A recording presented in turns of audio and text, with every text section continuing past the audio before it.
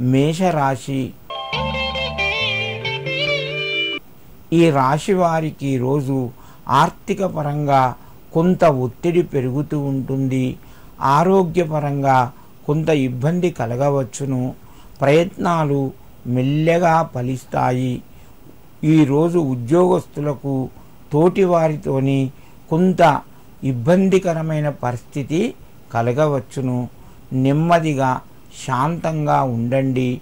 ఇంటి లోపల మీకు కుటుంబ సభ్యుల సహకారము సంపూర్ణంగా లభిస్తూ ఉంటుంది. మిత్రుల నుండి మధ్యమ స్థాయి ఫలితాలు ఉంటాయి.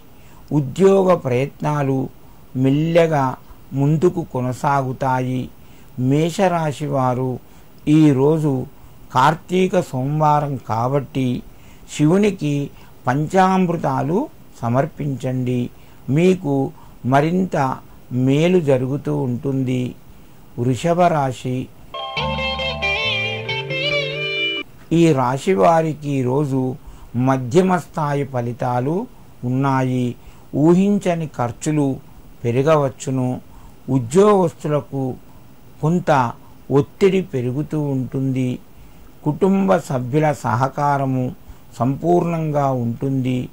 మిత్రుల ద్వారా మీరు కొంత లాభాన్ని పొందవచ్చును. వ్యాపారస్తులకు ఈరోజు కొంత అనుకూలంగా ఉంటుంది. నూతన పెట్టుబడులు ఏవైనా వస్తే ఆలోచించి నిర్ణయాలు తీసుకోండి. మిత్రుల యొక్క సహకారాన్ని పొందండి. వృషభ రాశి వారు ఈరోజు శుభ కార్యక్రమాల్లోపల పాల్గొంటారు. దైవ సేవ చేస్తారు.